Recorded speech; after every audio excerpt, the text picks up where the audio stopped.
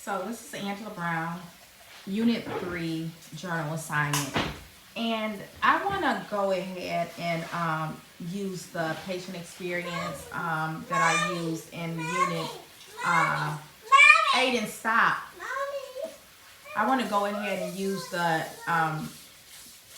Unit 2 Journal Assignment experience for this journal also. Um, so, uh, This patient is the one that I said that I had the counter transference. I shared information, my personal information, with the patient, and as I have learned, that is inappropriate behavior for a provider-client relationship.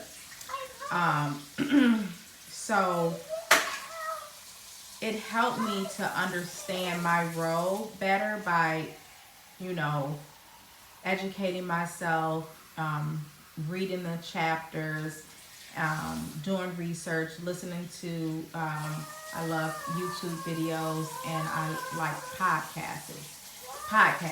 So, therefore, I was able to increase my understanding of my role as a psychiatric and mental health nurse practitioner, um, and to understand psychopathology. For an example, like I said, for journal 2 assignment was the young lady, she was dealing with depression and anxiety, and so me sharing my personal experience could worsen, could possibly, you know, she's coming to the office to better her symptoms, to get medication and whatnot. And here I am sharing a story that could possibly make her sadder or more depressed, you know? So I have to understand, and we all have to understand psychopathology, to understand how it works, to understand that patient, client, provider patient relationship has to remain professional. Um,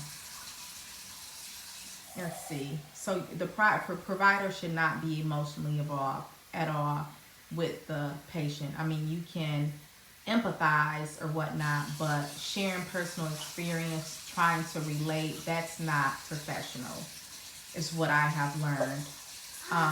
So my personal strengths are, continuing to learn, to continue to learn from my mistakes, to continue, to make these mistakes while I'm in school. So once I become a professional and licensed, I will not make these same mistakes.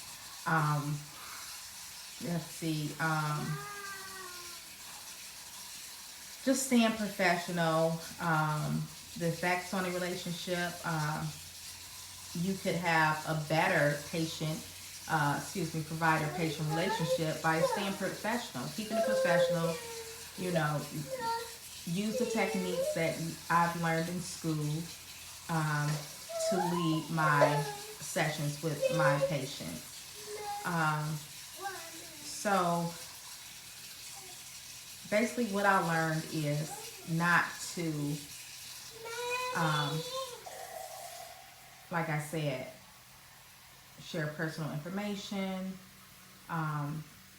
Don't try to relate in some way with the patient. Looking at people like as a friend, you kind of, when you're talking to your friends and your family, when they're going through something, you kind of try to relate so you can show that you understand what they're going through, or you've been there so you can understand and help them through it, and they could respect your decisions. I mean, your opinions and recommendations more. So you tend to do that, but you can't do that once you learn psychotherapy, psychopathology, and you learn about the patient relationship, you can't do that. So that's specifically what I learned, and how I will apply this in future practices. Basically, like I said, keeping a conscious mind of not to make those mistakes, not to try to relate, not to give personal advice.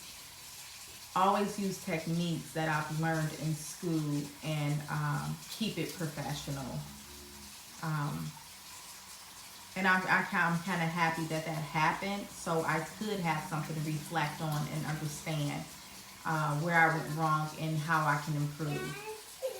And that's that. Thank you so much.